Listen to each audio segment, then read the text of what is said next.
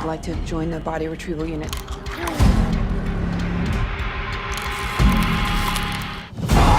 𝐃𝐢𝐬𝐜𝐸𝐸 travels to Tasmania after a terrible military disaster destroys much of the island.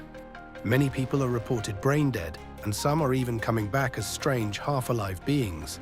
Ava is worried and scared because her husband, Mitch, was there for a work retreat and is now missing.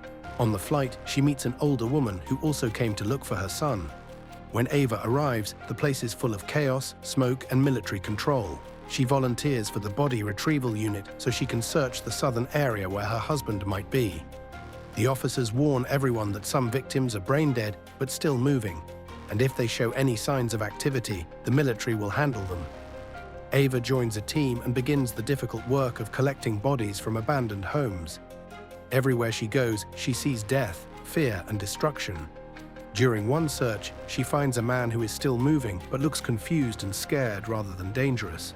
She reports him as instructed, but when the military arrives and shoots him, Ava begins to question whether these people are truly gone or if some part of them is still alive inside.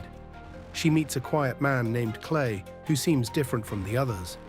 The two slowly begin to trust each other while working together.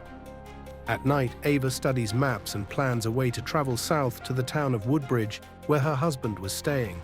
She tells 𝐃𝐢𝐬𝐸𝐸 about Mitch and asks him to come with her since he knows how to ride dirt bikes. 𝐃𝐢𝐬𝐸𝐸 agrees, and they secretly leave the unit to travel through the burned and empty island. Along the way, they avoid military patrols, pass through smoke-covered highways, and encounter several undead people. Some attack them, but others seem lost and harmless, which only increases Ava's emotional confusion about what is really happening. During their journey, Ava learns that 𝐃𝐢𝐬𝐸𝐸 is hiding his own painful past. Both of them are carrying guilt and loss. Ava admits that her marriage had been falling apart because she and Mitch could not have a child. They argued often, and before he left for Tasmania, their relationship was already broken. Later, they are found by Officer Riley, who takes them to a small bed and breakfast for the night. Riley reveals that his pregnant wife died during the disaster, and he buried her nearby. Grief has damaged his mind. He asks Ava to dress like his wife so he can have one last dance with her. Realizing that he is unstable and dangerous, Ava pretends to cooperate but secretly prepares to escape. When Riley becomes aggressive and tries to force her to replace her wedding ring with his wife's, Ava fights back, stabs him in self-defense, and escapes with his vehicle.